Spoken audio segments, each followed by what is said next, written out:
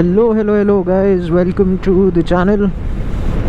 And we are just heading out of Gurugram. We were here for a week.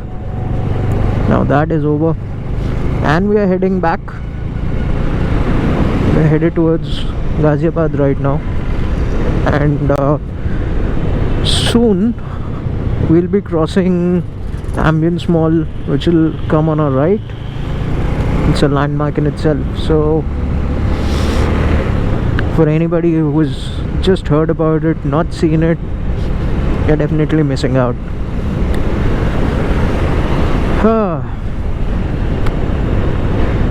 Ow. So the last video that I shot, that was Gurgaon to Faridabad, and GoPro being GoPro, the batteries died midway,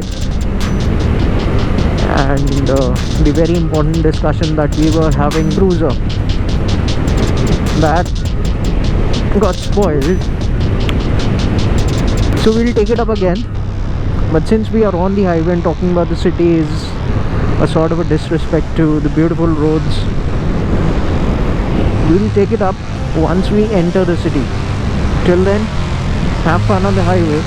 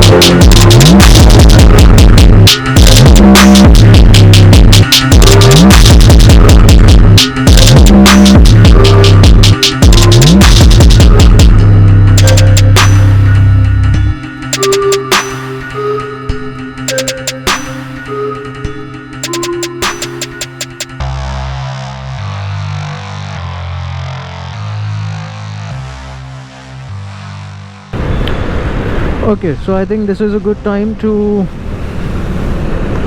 talk about the city dynamics. There are some things I hate when it comes to cruisers. The first thing being that, as we mentioned in the highway run video, you sit on the rear wheel. Mostly your weight is directed there. So since a lot of that weight is directed on the rear wheel, you'll have twin shock absorbers instead of the monoshock that you find on most of the city bikes. So, having a twin shock, it's good for taking up a lot of load, but it's bad for comfort. Precisely the reason why a lot of city bike manufacturers have moved on to monoshocks. That is one thing.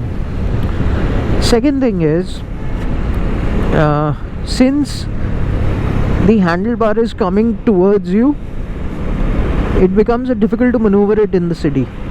It becomes very long and becomes a bit difficult to maneuver in the city. The front gets very light since all of that weight is on the back. So you'll find two phenomenons here. The first one is that when you're on very slow speeds, it's difficult to filter in and out of traffic, and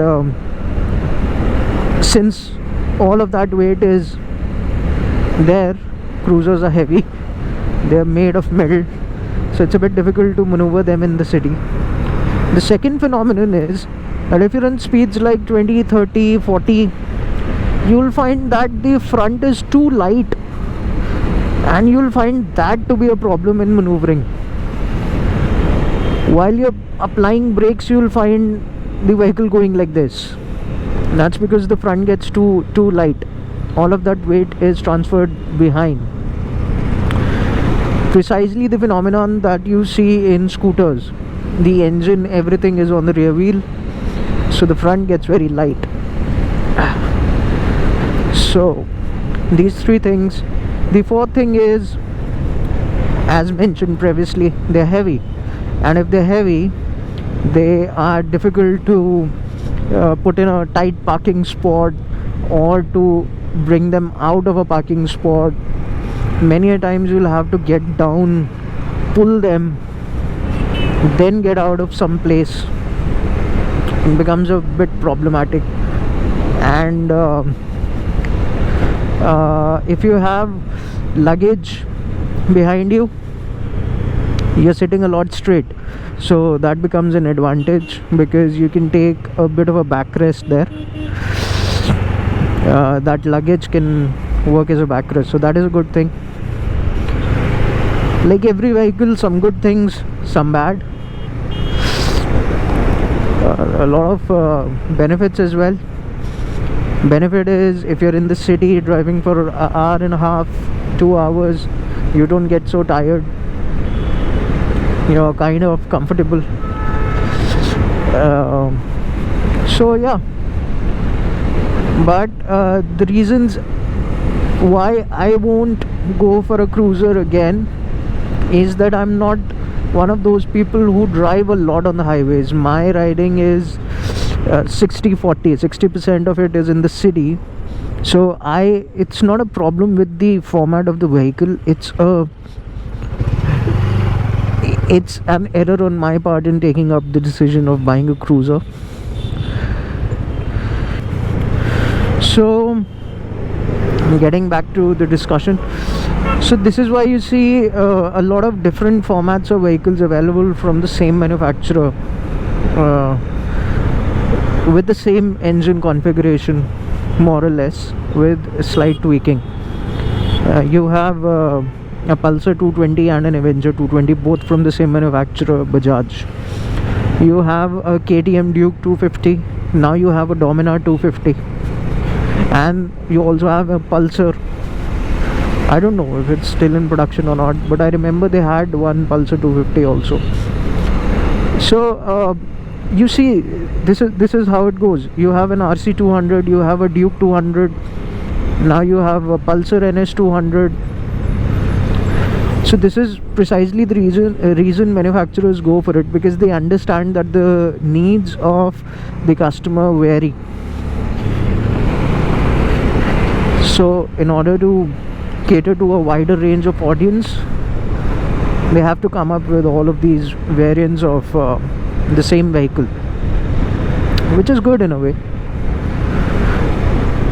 You go for bigger brands, so you have the same 650cc engine in a Kawasaki Vulcan. You have Ninja 650, which is a more aggressive racing oriented vehicle, and so this is how it goes.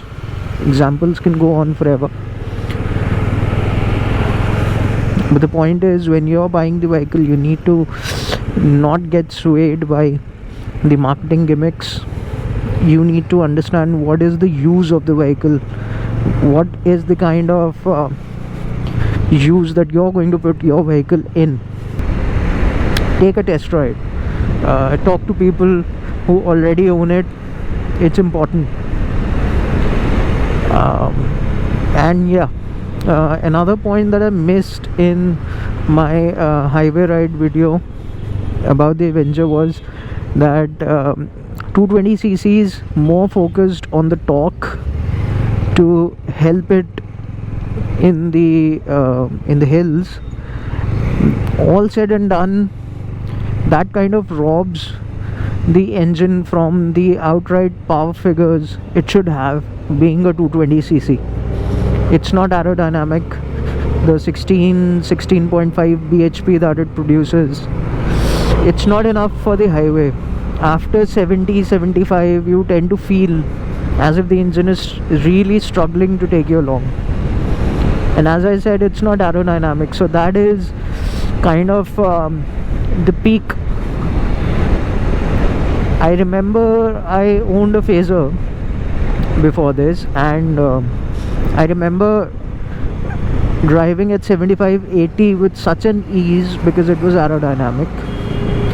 So it was really, you see, so it was really comfortable on 75-80 without any struggle, any problem from the engine, and it was a 150cc vehicle.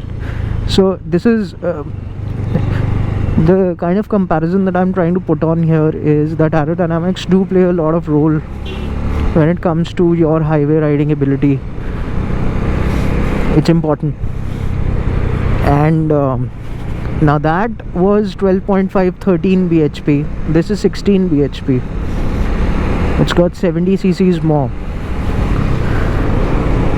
But again, another factor that should not be forgotten is it really struggled in the low end torque. So I'm assuming, I never went on hills on the Phaser, but I'm assuming that because of that lack of low end torque, it would have really struggled being there, which this won't. It has a lot of torque, especially lower down. In gear acceleration is okayish in comparison to TVS and everything. In gear acceleration isn't a lot, but it's okayish. But low end torque, humongous. Oh, I missed a turn. I'll have to go around. So this is it. Almost everything I had a problem with, I've mentioned it till here. And in the next video we'll be exploring, actually it's in this ride only that we'll be exploring the Delhi Meerut Expressway, but for you guys it will be another video, because I tend to keep it, I prefer keeping it within 20 minutes. Beyond that it's a bit taxing to go through it all. So if you've been, thank you for watching, and hopefully we'll go on more rendezvous together. Take care, all the very best. Let's just end this at India Gate. We'll go till there and then we'll end it. So if you feel like it, you can stay, have a few scenes, and enjoy the music. Take care, thanks, bye bye.